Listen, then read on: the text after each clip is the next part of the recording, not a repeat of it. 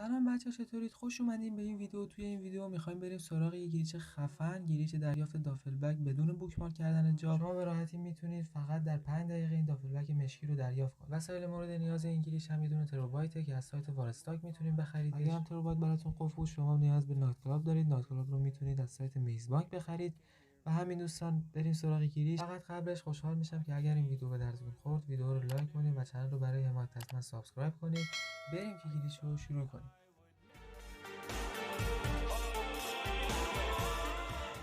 خب دوستان، برای شروع گیری شما بعد اول تروبایتتون رو ریکوست بدید و بعد وارد تروبایت بشیم، چون که با یکی از جاب‌های تروبایت می‌خوایم گیریش رو بزنیم. بعد از اینکه اومدیم توی تروبایت، بعد بیایم اینجا و دیپد راست رو بزنیم و بعد از اینکه وارد شدیم، بعد روی گزینه کلاینت جابز کلیک کنیم و جاب اولش رو استارت کنیم. بعد از اینکه جاب استارت شد، فقط کافیه که همینجا که هستیم دوباره دیپد راست رو بزنیم و حالا می‌بینید که همچین صفحه‌ای برای ما باز میشه و فقط کافیه که دوربینا رو یکی یکی رد کنیم و دنبال بانکی که ازش سرقت شده بگردیم. وقتی که بانک رو پیدا کردیم، بعد دکمه ضربه در رو نگه داریم تا بتونیم به دوربین‌های داخل بانک نفوذ کنیم. بعد از اینکه داخل بانک رو دیدیم، فقط کافیه که دایره رو بزنیم تا خودمون شخصا بریم سراغ بانک. وقتی که رسیدین به بانک، می‌بینید که یه سری پلیس و یکی دو تا جگرنات جلوی بانکن که بعد اونها رو بکشید و وارد بانک بشید. و بعد از اینکه رفتین داخل بانک، بعد دزدی که اومده از بانک سرقت کنه هم بکشید. حالا که جاگر بک رو گرفتید، مرحله بعدی اینه که پلیسا رو گم کنید.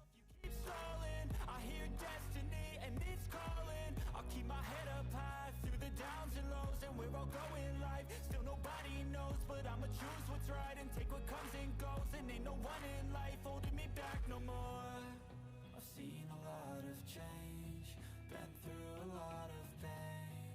Some things are not the same as they were a year ago, but all will be okay. بعد از اینکه پلیسا رو گم کردید، به شما یه چک پوینت زرد میده. باید برید به سمتش تا گلیچ رو کم کم شروع کنید. البته باید این رو هم اضافه بکنم که باید حتما با یه وسیله نقلیه هوایی برید به سمت چک پوینت.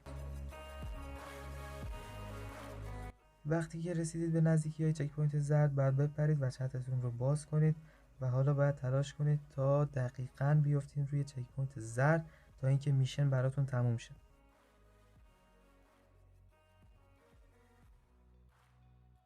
خب حالا که میشن رو رفتیم، فقط کافیه که الان راه بیفتیم سمت ماسک فروشی تا بقیه گلیچ رو اونجا بزنیم.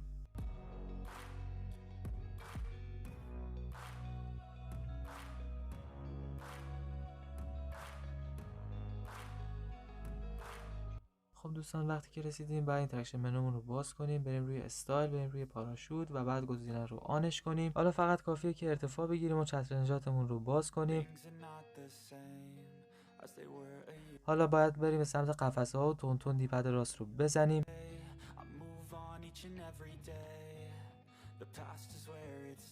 وقتی که تون دیپد راست رو زدین، وارد این منو میشین که فقط کافیه الان مربع برای پلی استیشن یا A برای ایکس باکس رو بزنید تا وارد لیست لباس‌های سیو شده‌تون بشید. و حالا فقط کافیه که لباستون رو سیو کنید. بعد از اینکه لباستون رو سیو کردید و اومدید بیرون، میبینید که بله، دافل بگتون رو گرفتیم و فقط کافیه که روی لباس سیو شده‌تون یک کلیک بکنید. اما خب این کافی نیست، ما باید بتونیم این دافل بگ رو روی همه لباسامون بندازیم. بریم سراغ آموزش مرج کردن این دافل بگ روی همه لباسا. قدم اول اینه که روی لباسی که میخواین روش دافل بگ رو بندازین سوئیچ کنید. اگر مثل من این باگ رو خورده بودید و نمیتونستید لباستون رو سوئیچ کنید، فقط کافیه که وارد کریتور بشید و بعد یه سشن اینوایتی بسازید و دوباره وارد بازی شید. خب دوستان، بعد از اینکه دوباره وارد بازی شدید، فقط کافیه که پاراشوتتون رو دوباره آن کنید. گفتم دیگه، اگر نمیتونستین آن کنید، فقط کافیه که یه بار سوار اوپرسو و یا هر چیز دیگه که باش اومدین بشین و دوباره پیاده شین تا بتونید پاراشوتتون رو آن کنید. حالا باید لباسمون رو سیو کنیم و بعد از اینکه سیوش کردید و از ماسک فروشی اومدید بیرون، اینتراکشن منوتون رو باز کنید، بیاین روی استایل و حالا لباسی که روش دافل بگ رو انداخته بودین بیارید و حالا باید سوار اپرسور یا هلیکوپترتون بشید و به مقدار زیادی ارتفاع بگیرید، چون که میخوایم روی هوا سریع بریم روی گزینه استایل و لباسی رو که تازه سیو کردیم و میخوایم روش دافل بگ رو بندازیم بیاریم.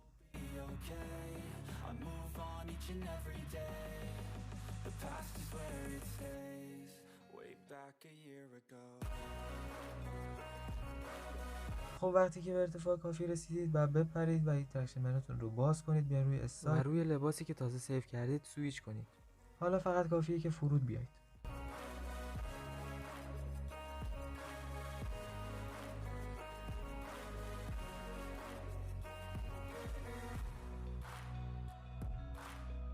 خب دوستان، بعد از اینکه فرود اومدیم الان باید دوباره بریم بالا و با چتر نجات بپریم و بعد بریم سمت ماسک فروشی و لباسمون رو سیو کنیم.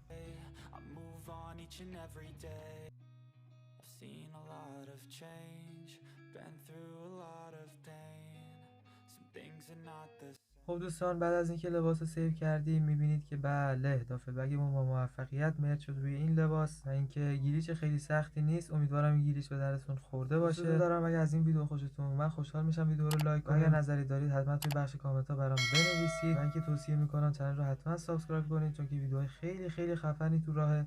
و همین دیگه، مرسی از اینکه این ویدیو رو تماشا کردید. تا ویدیوهای بعدی و گلیچ‌های بعدی، فعلا پیس. And for the first time in a long time I'm alright. I've seen a lot of change, been through a lot of pain. Some things are not the same as they were a year ago.